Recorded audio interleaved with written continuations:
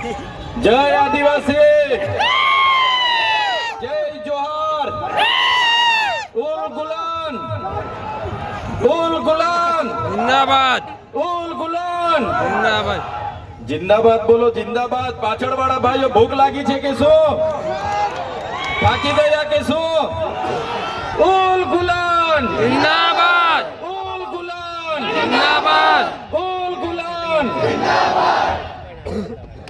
સૌપ્રથમ તો 150મી જનનાયક બિરસા મુંડાજીની જન્મ જયંતિમાં અહીં મંચસ્થ ઉપસ્થિત બધા જ લોકો બોલે એવા છે, પણ એ બધા જ આગેવાનોને હું ક્ષમા માંગુ છું કે સમયની મર્યાદામાં અને જે પ્રકારના કાર્યક્રમો છે એ પ્રકારના કાર્યક્રમોને ધ્યાને રાખીને તમને બોલવાની જે આયોજક મિત્રોએ તમારા વતી અમને સૂચવેલું છે તો બધાને વિનંતી કરું છું, બધા સહયોગ આપજો।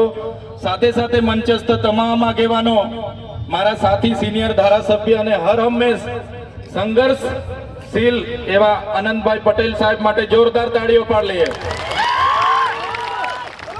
એવા આ વિસ્તારના સાથી આગેવાન એવા શેરખાનભાઈ, ડોક્ટર દયારામભાઈ, દેવેન્દ્રભાઈ, હરિસિંહભાઈ વસાવા, સાથે નિરંજનભાઈ વસાવા, પિયુષભાઈ પટેલ, યુવરાજસિંહભાઈ જાડેજા, રજનીભાઈ વસાવા, વનરાજભાઈ વસાવા અને આ વિસ્તારના દરેક પદાધિકારીઓ, તાલુકા પંચાયતના, જિલ્લા પંચાયતના સભ્યશ્રીઓ, સરપંચશ્રીઓ, પૂર્વ સરપંચશ્રીઓ, મુખીઓ, પટેલો, સંતો, મહંતો, વડીલો, આગેવાનો, માતા બહેનો અને સૌને મારા ઉલ ગુલાન જિંદાબાદ।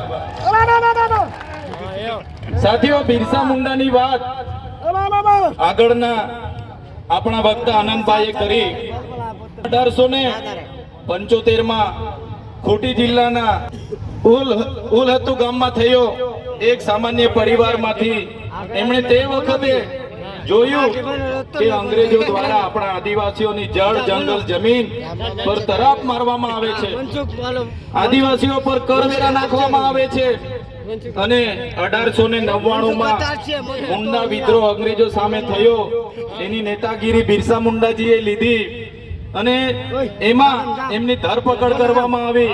ઘમાસણ યુદ્ધો થયા, એક બાજુ તીરકમઠા ભાલા, એક બાજુ ગોળીબાર થયો અને એમને જેલમાં પૂરવામાં આવ્યા અને માત્ર 25 વર્ષની ઉંમરમાં જેલમાં એમનું મૃત્યુ થયું અને સેનામાંથી મૃત્યુ થયું છે એના આજ દિન સુધી કોઈ પુરાવા આપણને મળ્યા નથી। ત્યારે સાથીઓ, આ બિરસા મુંડાનો ધ્યેય આદિવાસી સ્વાયત્ત રાજ, આદિવાસી સ્વતંત્ર રીતે સ્વમાન શહેરની જેમ જીવે એવો ધ્યેય હતો। તમને ને અમને બધાને ઇતિહાસમાં ભણાવવામાં આવ્યો ઉત્ક્રાંતિવાદ, ચાર્લ્સ ડાર્વિનના ઉત્ક્રાંતિવાદના સિદ્ધાંતોમાં જણાવવામાં આવ્યું કે જ્યારે આ પૃથ્વી પર માનવી સભ્યતાનું ઉત્પન્ન થયું ત્યારે આદિમાનવ તરીકે સૌપ્રથમ પૃથ્વી પર આદિવાસીઓ આવ્યા। શરૂઆતમાં પેડાની શોધ થઈ, અગ્નિની શોધ થઈ, ધાન્યની શોધ થઈ, ખેતીની શોધ થઈ અને બધા ખેતીની શોધની સાથે સાથે પરિવારો સાથે રહેતા થયા। પરિવારો સાથે રહેતા થયા એટલે નાના નાના ગામો, નાના નાના અને એક કબીલાઓના મુખીઓ બન્યા, સરદારો બન્યા અને શાંતિથી પ્રકૃતિ સાથેનું એમનું જીવન ચાલુ હતું। એ દરમિયાન આ દુનિયામાં સંપત્તિ માટે લડાઈ થઈ, સત્તા માટે લડાઈ થઈ, સ્ત્રીઓ માટે લડાઈઓ થઈ અને એમાં એ લોકોની જે સભ્ય સંસ્કૃતિ પોતાને માનનારા સમાજ દ્વારા આદિવાસી સમાજના એક કબીલા ઉપર આક્રમણો થયા।